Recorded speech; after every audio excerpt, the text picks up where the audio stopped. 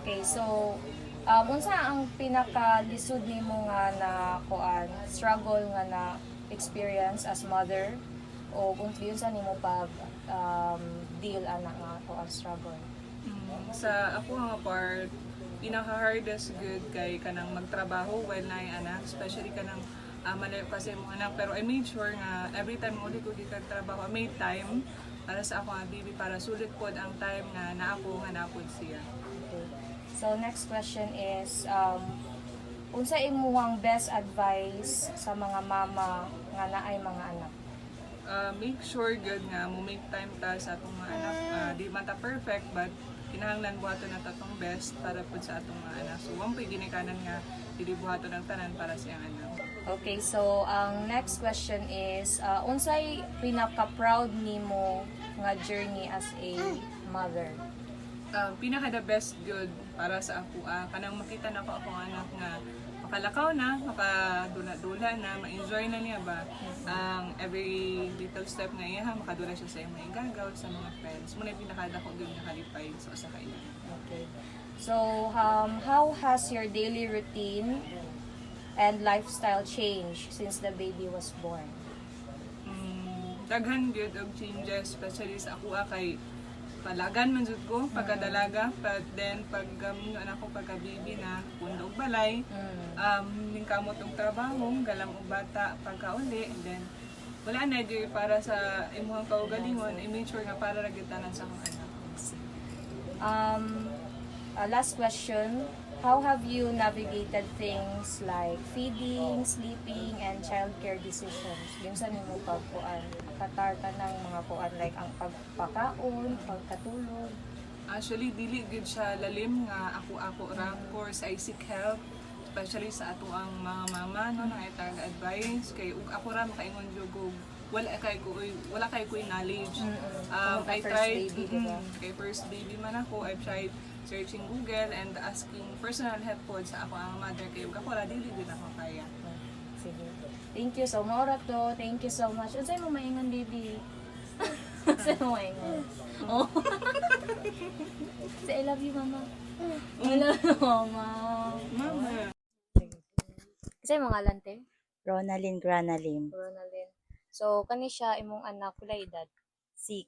6. Pila Ay, gani diba? tanan imong anak? Usa. Usa lang mo lang ni siya, 6 years old. Sige, so ang una na kong pangutana is unsa ang pinakalisod nga kuan struggle sa imong pagkamama ug giunsa nimo pag-deal ana nga struggle? Ay kani siya pag magkasakit ra. Sakit.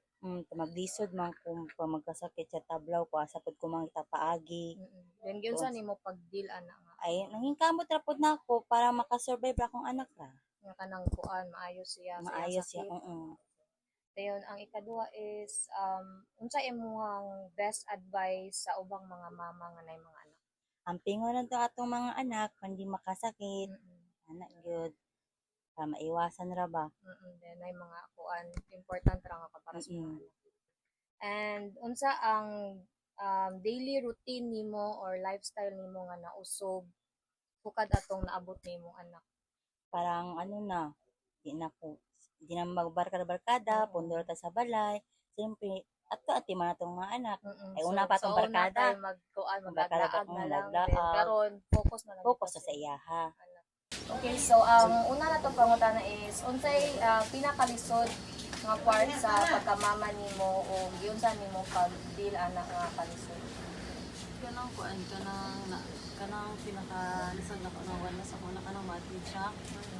Pero kung sa Ginoo kay okay ra sa kay wala pag dito sa daan lugar kung tawo na mo.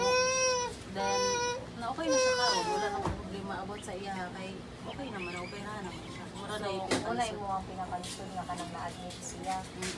Sunod na pangutana is unsa imo ang best advice sa mga mama nga nay mga anak?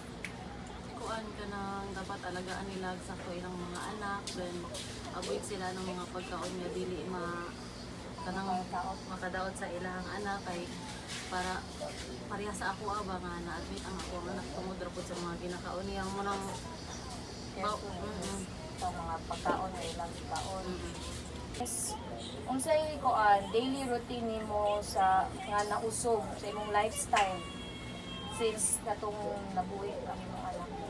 Unsay lifestyle na nausog sa imong kinabuhi? Wala ka nang dili na ko pareha sa una nga mulaag, ka nang concentrate ra ko sa ako ang anak.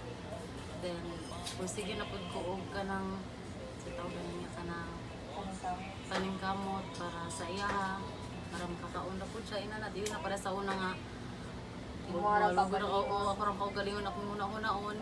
Kay dalaga jud ana. So karon nga naa na siya na lang yung focus. Change ang paan para lang dyan na hindi mabalik ang ating Kay daga na biyang bawal sa iya. Mora to siya. Thank you kaayo Melanie. Unsay mo mga storya bigoy? Ano, thank you. Unsay mga storya? Oh, unsa man si mama? Mama, I love you. Sabi na. Sige,